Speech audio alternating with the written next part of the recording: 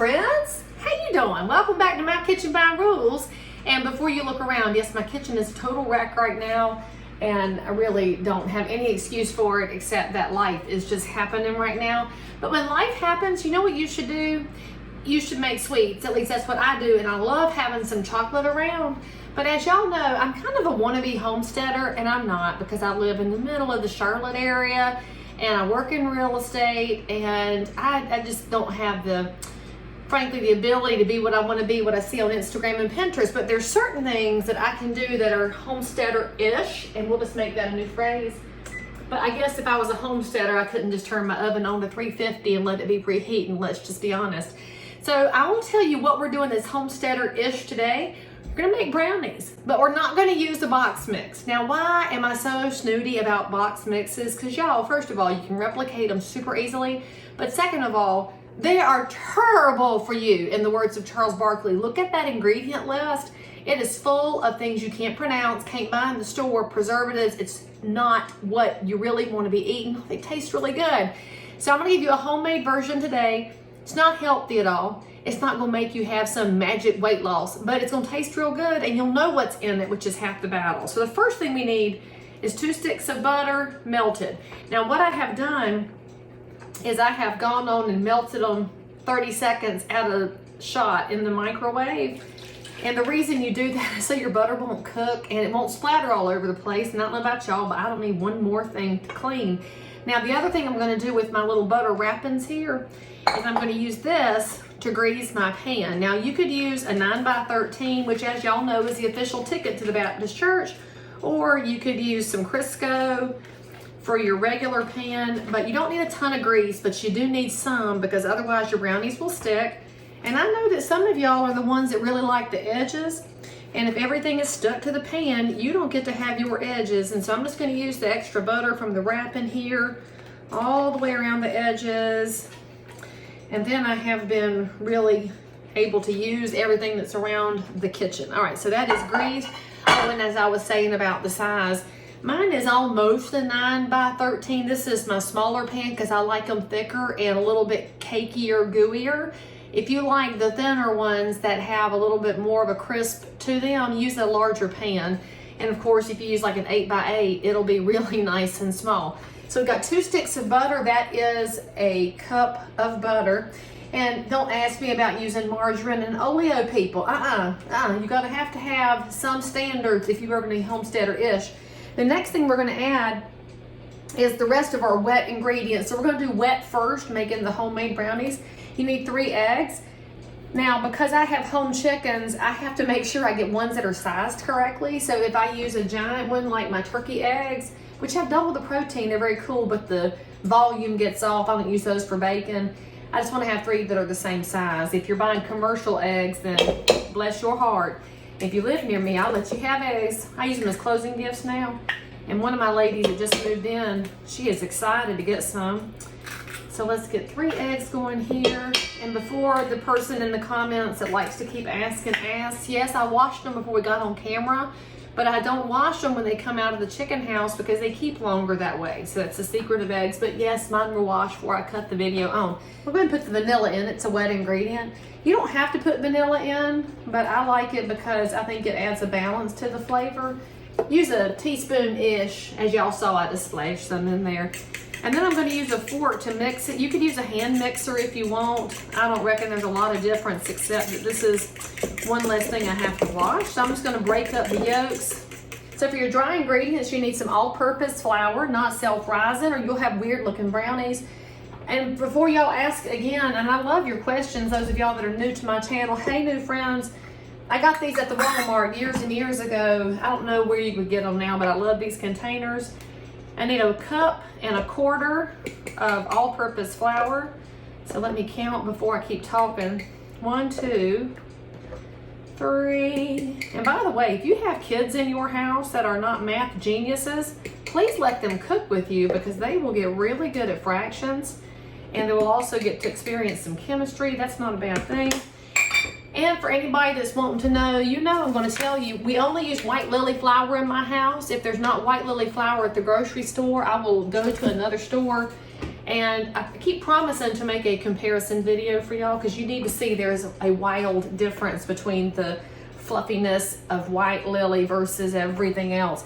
Now, you know what else we need is some baking powder. I'm using Clabber Girl because it's non-GMO. We need a teaspoon of this. So let's get a teaspoon of some Clabber Girl. And why do I shake it around? Because I'm gonna mix my ingredients together, but if I can start off with them a little bit dispersed, it's less likely they'll land in one spot. Need about a teaspoon of salt. And that's probably about right there. So let's just sprinkle that in. And yes, I learned how to measure salt with Justin Wilson on those old cooking shows, the Cajun cook from, I don't know, 60s, 70s, a long time ago. Now we need the chocolate part. So this is what's gonna make it the brownie part. Some cocoa powder. I'm using Hershey Special Dark. I need 2/3 of a cup. There's 1/3 of a cup. Now, if you like chocolatey-er, you can put in more. Just remember, you're gonna have to add a little bit of moisture if you add more dry ingredients, but you can actually do that pretty easily. There's all different kinds of chocolate blends. This is just the one I find to be the most versatile. So that is our 2/3 of a cup of cocoa powder. And what could we possibly need? What am I missing? Oh, the best ingredient of any sweet thing, Dixie Crystals. Y'all know how much I love Dixie Crystal sugar. And I'm so pleased that they love me right back and give me coupons to send to y'all. So we're using Dixie Crystal sugar. And why do I use Dixie Crystals? First of all, my grandma did. Second of all, well, my mom doesn't really cook, but if she cooked a lot, she'd use Dixie Crystals. It is 1917 in its founding. You need 2 cups, by the way. So they've been around forever. They are natural. There's not very many calories actually in sugar. It just messes with your blood sugar and your insulin. So just be smart about it. Don't eat it nonstop. I mean, but look, I would rather eat real sugar than any of the chemicals that we keep eating, y'all. That high fructose corn syrup is gonna be the death of all y'all. And so I run so I can eat, but I don't wanna make it worse. All right, let me get a fresh fork here to mix my dry ingredients up. And again, if you want some Dixie Crystal sugar, let's say you live in another part of the country, first of all, ask your grocery store for it. So you're just gonna mix this until the cocoa powder is very nicely distributed. Otherwise, you're gonna get some weird pockets. Now, it make you have a marbled look, I guess, but it's also kind of relaxing and you can't really over mix it. So get it all evened out. And then I actually take that fork and make a little well in the middle, which is basically just a little divot, a dip, a hole, a gully, whatever you want to call it. And now we're going to pour in the wet ingredients that I should have done the second, but hey, it's all right. I just have to wash one more pot. And let's get all that in there and get my spatula so we don't waste any of these wonderful home eggs, because we surely wouldn't want to waste the work that the ladies did to give me all this amazing protein here. All right, now let's mix that in. And you're just going to mix it with your fork. Again, you could use a hand mixer if you want, but just stir it until it's combined. You don't have to do a specific amount of time. You're not trying to make it rise or any of that.